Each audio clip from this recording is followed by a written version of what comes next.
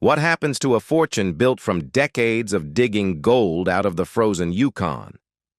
For Tony Beets, the legendary gold rush miner, the answer is far more emotional than most fans expect.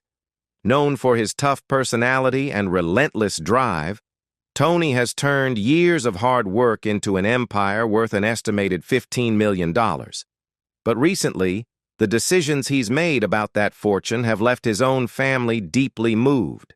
So how rich is Tony Beets really? And what is he planning to do with everything he's built? Today, we're uncovering the real story behind Tony Beets' fortune and the powerful legacy he may soon leave behind. Tony Beets, often called the King of the Klondike, has spent decades building a mining empire in the Yukon. But recently, a decision he made about his fortune left his family emotional, and the story behind it is far deeper than people might expect. Known to millions from the hit series Gold Rush, Tony's booming voice, fearless decisions, and colorful personality have made him one of the most unforgettable figures in modern mining. Yet behind the hard hat and the powerful machinery is a man who has built more than just wealth. He has built a legacy. Tony didn't inherit success or stumble into it by accident. Born in the Netherlands, he came to Canada as a young man searching for opportunity. His journey was built on relentless work, risk-taking, and the kind of determination that few people possess. Over the years, he transformed small mining claims into a massive operation, proving again and again that fortune truly favors the bold. As his success grew, so did the impact on the people closest to him. Tony's wife, Minnie, has long been the steady force beside him, helping manage the business while keeping the family grounded.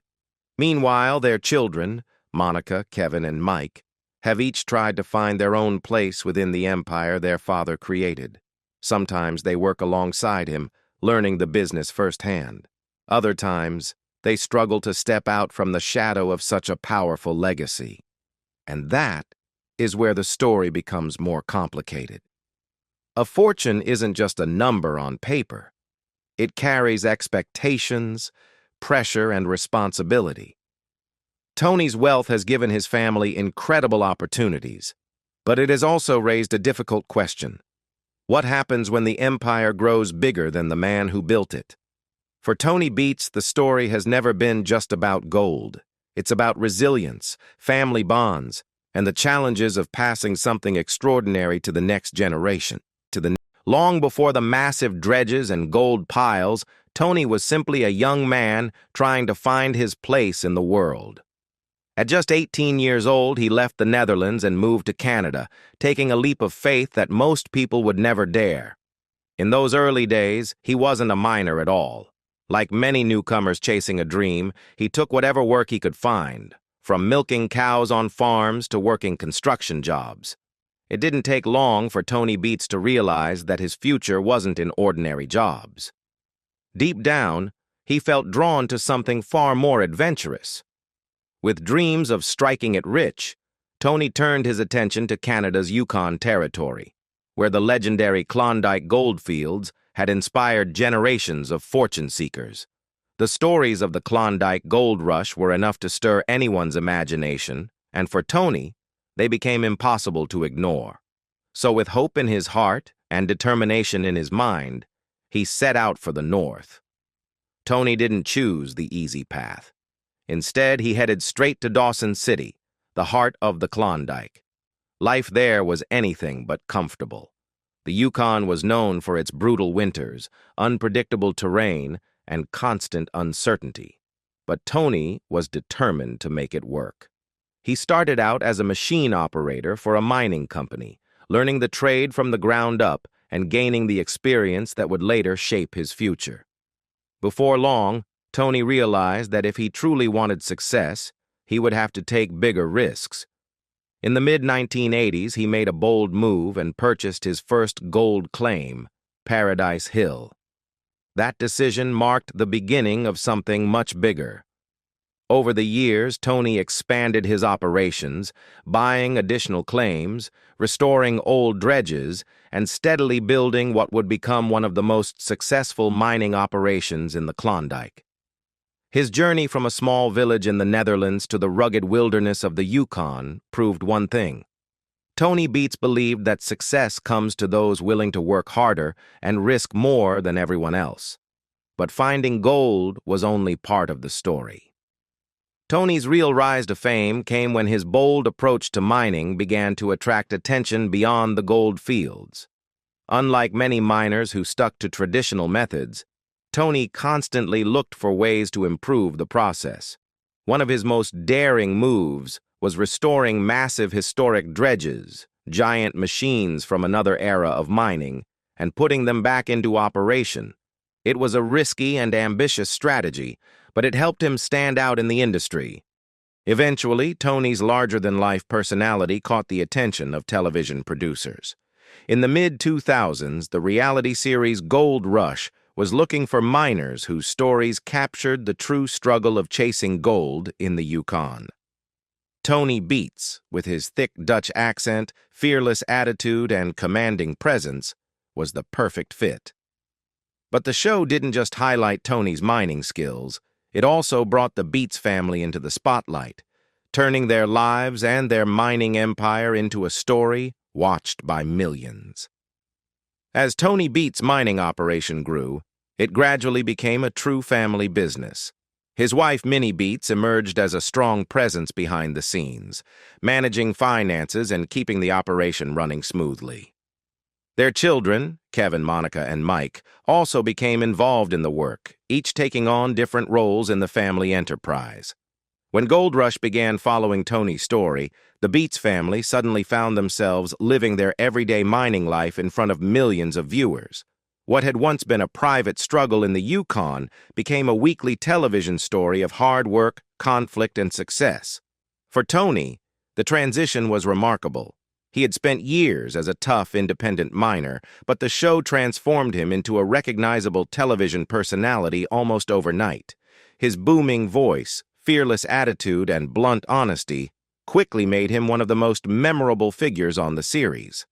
But behind the larger-than-life personality was a businessman who had carefully built his success through smart and often risky investments.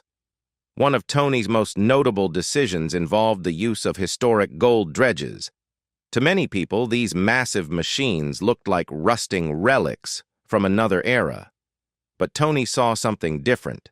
He saw potential. Instead of scrapping them, he bought the dredges, restored them, and put them back into operation. Those giant machines turned out to be powerful tools, capable of processing huge amounts of material and uncovering millions of dollars in gold. Tony's success also came from his ability to secure valuable mining claims across the Yukon. The region is rich with gold, but it's also fiercely competitive. Buying the right land and knowing when to invest required both experience and instinct. Over time, Tony expanded his holdings, steadily growing his operations and strengthening his position in the Klondike mining industry. By the time he became a central figure on Gold Rush, Tony Beets was no longer just another miner searching for gold. He had become a gold mining mogul. His empire wasn't built on luck alone. It was the result of years of bold decisions, strategic investments, and a willingness to see opportunity where others saw risk. Those choices helped turn Tony Beets into one of the most successful and influential miners in the Yukon. But Tony Beets' success didn't simply fall into his lap. Taking risks was only part of the equation.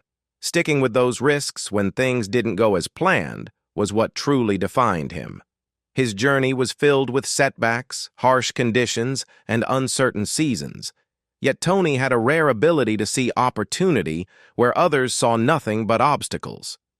That determination is what eventually set him apart from the rest. Then came something he never expected: television fame. When Gold Rush began following his work in the Yukon, Tony suddenly went from being a hard-working miner to a personality watched by millions of viewers around the world. The attention brought success and recognition, But it also introduced a new set of pressures, especially for the people closest to him. At the center of that family story is Minnie Beets, Tony's wife and longtime partner. While Tony is often seen operating massive machines and making bold decisions in the gold fields, Minnie plays a crucial role behind the scenes. She manages the financial side of the business and helps keep the entire operation organized. It may not look as dramatic as mining, but without her steady leadership, the Beets empire wouldn't function the way it does.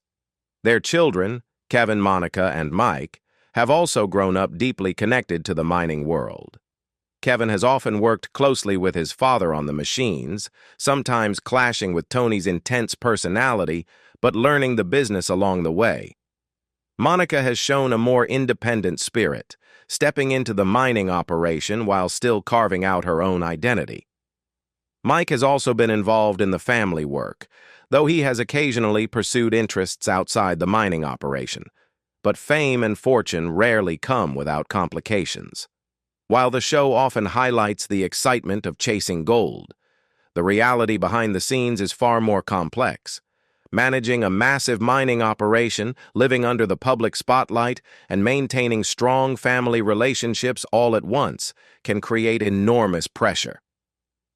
For the growing up in the Beets family meant growing up in a very unusual environment. For Tony Beets' children, life wasn't just about family. It was also about cameras, gold claims, and the expectations that came with their father's reputation. Being the son or daughter of one of the most famous miners on Gold Rush meant constantly balancing two things: wanting to build their own identity while living under the shadow of the legacy Tony had created. Over the years, some of Tony's children have spoken about wanting to explore their own paths, and it's easy to understand why. When the world already knows you as Tony Beets' kid, carving out your own name can be a challenge. At the same time, the family's fame has brought opportunities that few people ever experience. The show gave the Beets family a powerful platform, helping bring attention to the gold mining industry and opening doors to bigger projects and financial freedom. Still, the lifestyle came with sacrifices. Tony's work often kept him away from home, and running a mining empire demanded constant focus and long hours. While Gold Rush captures the excitement and high stakes of mining, it doesn't always reveal the emotional weight that comes with managing such a massive operation and maintaining strong family bonds at the same time. As the years passed, the story of the Beets family began to evolve. Tony's children, Kevin, Monica, and Mike, gradually stepped into larger roles within the business. For them, it was no longer just about watching their father run the operation. It was about helping lead it. Kevin, in particular, became one of the most visible members of the next generation. Often seen working alongside Tony on Gold Rush, he started by learning the ropes and assisting with the heavy machinery. But over time, Kevin began taking on more responsibility, proving that he was capable of leading in his own way. Still, stepping into his father's role came with enormous pressure, especially with millions of viewers watching and judging every decision. Monica, on the other hand, has always brought a different energy to the family business. Independent and confident, she hasn't been afraid to challenge Tony's traditional ways of doing things. Her willingness to think differently has added a fresh perspective to the operation, something that could become crucial as the next generation takes on greater responsibility. But building a future while carrying the weight of such a powerful family legacy is never easy. Mike Beets may appear quieter on Gold Rush, but behind the scenes he plays an important role in the family's mining operation.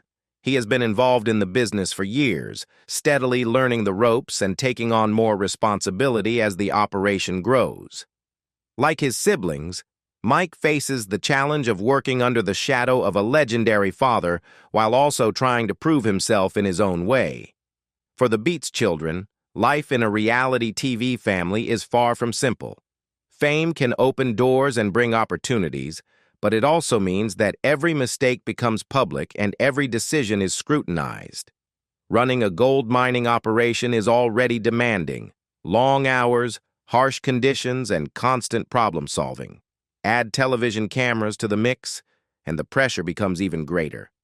Tony Beets built his reputation as a tough, experienced miner, but his children, Kevin, Monica, and Mike, are still in the process of defining who they are within the business. For them, stepping into leadership roles means carrying the weight of their father's legacy while trying to shape the future in their own way. Over the years, viewers have seen moments of tension within the family. Kevin has struggled at times to meet Tony's high expectations. Monica has occasionally challenged the traditional way things are done, bringing her own ideas to the table. And Mike has worked quietly to find his place in the growing mining operation. These challenges reflect the reality of a family trying to balance business, personal relationships, and the spotlight of television. There have also been difficult moments that tested the family's unity. At one point, Tony faced a significant fine for operating an unlicensed dredge, forcing the entire family to deal with the consequences. Other times, personal disagreements and the stress of running a multi-million-dollar operation have created strain behind the scenes. Those moments reminded everyone that even the toughest miners face emotional struggles. Yet, despite the challenges, the Beets family has also shared many moments of pride and connection. Tony has often expressed pride in seeing his children step up and take on responsibility, while Minnie continues to serve as the steady force holding the family together. Through disagreements and setbacks, they remain united by a shared goal, to keep the family's mining dream alive. And that leads to the question many fans now wonder about. Will Tony Beets' legacy ultimately bring his family closer together, or create divisions as the next generation takes over? The empire he built could become a powerful foundation that strengthens the family bond, or the pressures of maintaining it could create new challenges. For now, the Beets family continues their journey, hoping that the gold they've discovered in the Yukon will be matched by the strength of the family that built it.